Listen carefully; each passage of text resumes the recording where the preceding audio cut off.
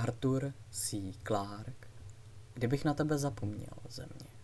Když bylo Marvinovi 10 let, odvedl ho otec s sebou dlouhými chodbami, ve kterých dunila ozvěna a které vedly vzhůru, přes právu a energii, až se dostali až do nejvyšších podlaží a ocitli se mezi rychle rostoucí vegetací farem.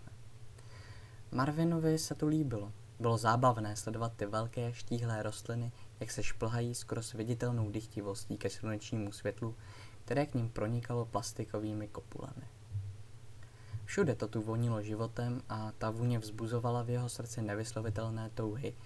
Nedýchal už suchý, chladný vzduch obytných pater, zbavených všech vůní a pachů, kromě lehkého nádechu ozonu.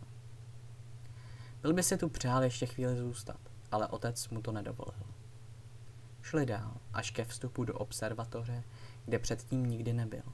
Ale ani tam se nezastavili a Marvin se s rostoucím vzrušením uvědomil, že zbývá už jenom jeden cíl. Poprvé ve svém životě se dostane ven. Ve velkém servisním hangáru bylo asi 10 vozidel na velkých balónových pneumatikách a s tlakovými kabinami. Otec byl zřejmě očekáván, protože je okamžitě odvedli k malému průzkumnému autu, které čekalo u mohutných okrouhlých vrat. Marvin, nervy k prasknutí napjaté očekáváním, se usadil v maličké kabině. Otec nastartoval a zkontroloval ovládání. Vnitřní dveře tlakové komory se otevřely a za nimi znova zavřely. Slyšel, jak pomalu utichá řev obrovských vzduchových pump. Tlak klesl na nulu. Pak se rozsvítil nápis Vákuum. Vnější dveře se otevřely a před Marvinem ležela krajina, kam nikdy nevstoupil. Samozřejmě, že ji znal z fotografií, taky v televizi ji viděl nejméně 100krát. Ale teď byla všude kolem něj, hořela v žáru slunce, které se pomalu vleklo inkoustově černým nebem. Obrátil se k západu, zády k nemilosrdné sluneční nádheře a tam uviděl hvězdy, přesně tak, jak mu o nich vyprávěli, i když on těm vyprávěním nikdy tak docela nevěřil. Dlouho se na ně díval v údivu, že může existovat něco tak malého a přitom tak zářivého. Byly to jasné, klidné, světelné body a on si náhle vzpomněl na jeden verš, který kdysi viděl v jedné otcově knize. Hvězdičko, co blikáš se, rád bych věděl, z čeho jsi. No, on věděl, z čeho jsou hvězdy. Ten, co se takhle ptal, to musel být pěkný hlupák. A jaké pak blikáš? Na první pohled bylo přece vidět, že hvězdy září stále stejným neměnným světlem. Přestal se tou záhadou zabývat a rozhlédl se po krajině. Hnali se po pláni rychlostí skoro 150 km za hodinu. Od velkých balónových pneumatik odletovaly vějířky prachu. Po kolonii nebylo ani památky. Za těch pár minut, co se díval na hvězdy, zmizely její kupule a antény za obzorem. Byly tu ale jiné známky přítomnosti člověka, protože asi kilometr před sebou uviděl Marvin konstrukce zvláštních tvarů, nakupené kolem ústí dolu. Tu a tam vyrazil z některého komína pláček páry a okamžitě se rozplynul. Kolem dolu projeli za chvilku. Otec řídil s bezstarostným nadšeným mistrovstvím, skoro jakoby, zvláštní myšlenka pro dětskou hlavu, jakoby se snažil před něčím utéct. Za pár minut dojeli k okraji pláně, na které stála kolonie. Půda před nimi prudce klesala v dlouhém svahu, ze kterého se točila hlava a jehož dolní část se skrývala v dlouhých stínech. Vepředu, kam až oko dohlédlo, se táhla rozervaná pole kráterů, pahorků a strží.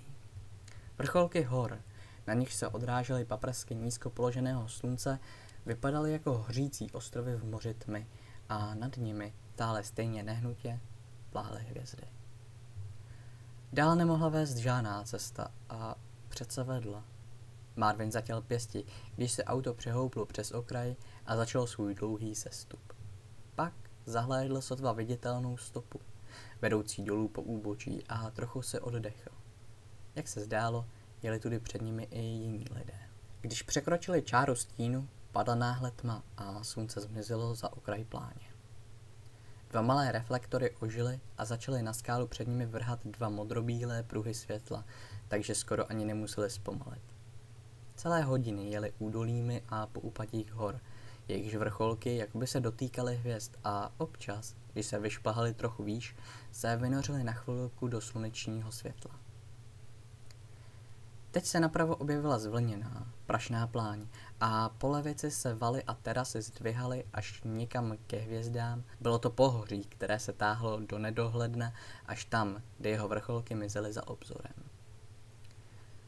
Nebyla tu žádná známka, že by tuto zemi někdy prozkoumal člověk, ale jednou minuli kostru havarované rakety a vedle ní mohylu s kovovým křížem na vrcholu. Marvinovi se zdálo, že hory už nikdy neskončí, ale o mnoho hodin později konečně přišel poslední mohutný výběžek, prudce stoupající ze zhluku menších kopců. Sjeli dolů do mělkého údolí, které se ve velkém oblouku táhlo k odvrácené straně hor, a Marvin si pomalu uvědomil, že v tom kraji před nimi se děje něco moc divného. Slunce bylo teď hluboko za horami po pravé straně, takže údolí před nimi by mělo být v úplné tmě. Ale místo toho bylo zaplaveno chladnou bílou září, linoucí se zpoza skalisek, pod kterými putovali. Pak náhle vyjeli na otevřenou pláň a zdroj světla před nimi ležel ve vší své slávě. V malé kabině bylo teď velmi ticho, motory umlkly. Jediným zvukem bylo tiché syčení přívodu kyslíku a občasné kovové zaskřípání, jak vnější plášť vozidla vyzařoval teplo. Protože z toho velkého stříbrného srpku, který se vznášel nízko nad obzorem, žádné teplo nevycházelo. Světlo bylo tak jasné, že uplynuly celé minuty, než se na něj mohl Marvin podívat zpříma, ale nakonec přece jen rozeznal obrysy kontinentů, ležnou hranici atmosféry a bílé ostrovy v mraku. A dokonce i z této vzdálenosti viděl záblesky slunce na polárním ledu. Bylo to krásné a mluvilo to k jeho srdci přes propast vzdálenosti. Tam, na tom zářivém paprsku, byly všechny ty úžasné věci, které nikdy nepoznal. Od stíny nebe při západu slunce, nářek moře u břehu pokrytých oblásky, bubnování dešťových kapek, nespěchavé požehnání sněhu. To všechno a ještě tisíce jiných věcí mělo být jeho právoplatným dědictvím, ale znal je jen z knih a starých záznamů. Ta myšlenka ho naplnila úzkostí vyhnance. Proč se nemohou vrátit? Ta zem pod plujícími mraky vypadala tak klidně a přátelsky. Marvin, jehož oči už neoslepovala záře, uviděl, že část kotouče, která by měla být tmavá, zlověsně světelkuje a rozpomněl se. Díval se na pohřební hranici světa, na radioaktivní následky soudného dne. Přes téměř 400 000 kilometrů vesmíru bylo dosud vidět záři umírajících atomů, stálou připomínku ničivé minulosti. Potrvá ještě celá staletí, než ta vražedná záře ze skal zmizí a do toho tichého, prázdného světa se bude moci znova vrátit život.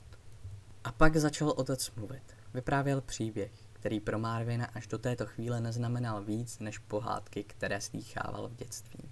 Bylo v něm mnoho věcí, které nemohl pochopit. Nedokázal si představit zářivý, mnohobarevný život na planetě, kterou nikdy neviděl. Ani nedokázal pochopit síly, které ji nakonec zničily a které z kolonie, uchráněné díky své izolaci, udělali jediného a posledního dědice.